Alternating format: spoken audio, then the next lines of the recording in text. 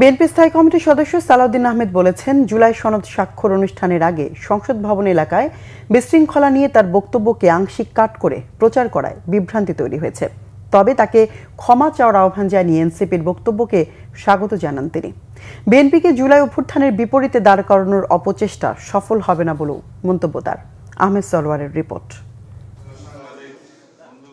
জুলাই সনদ স্বাক্ষর অনুষ্ঠানের আগে সংসদ ভবন এলাকায় ঘটে যাওয়া বিশৃঙ্খলা নিয়ে একটি বক্তব্যকে কেন্দ্র করে কয়েকটি রাজনৈতিক দলের সরগোলের বিষয়ে পরিষ্কার করতে রবিবার সংবাদ সম্মেলন করেন বিএনপি স্থায়ী কমিটির সদস্য সালাউদ্দিন আহমেদ। গুলশানে বিএনপি চেয়ারপারসনের কার্যালয়ে করা সংবাদ সম্মেলনে তিনি বলেন, জুলাই যোদ্ধাদের সম্মানিত করতেই বলেছেন, কোনো জুলাই যোদ্ধা এ ধরনের ঘটনার সাথে জড়িত থাকতে পারে না।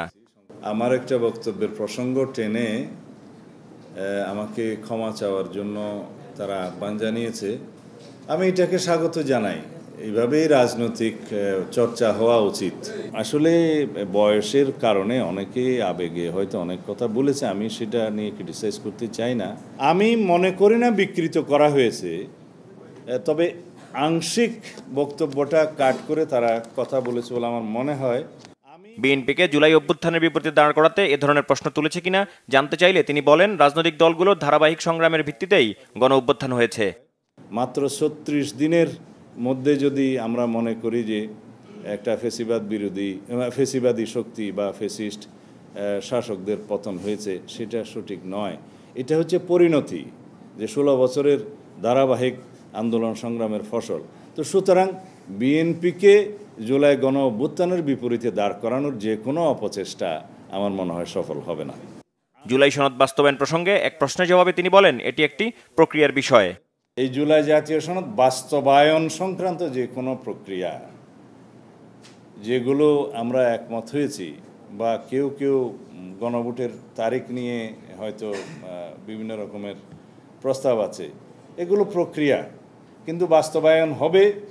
পরবর্তী জাতীয় সংসদ সেই প্রস্তাবগুলো গ্রহণ করতে যাতে বাধ্য থাকে, সেজন্য গণভোটের প্রস্তাব আমরা করেছি।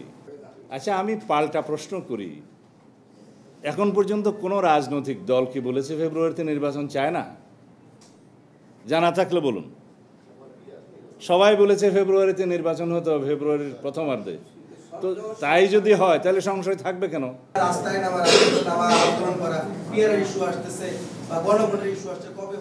গণতান্ত্রিক চর্চা, এই গণতান্ত্রিক চর্চার জন্যই তো আমরা জীবন দিয়েছি।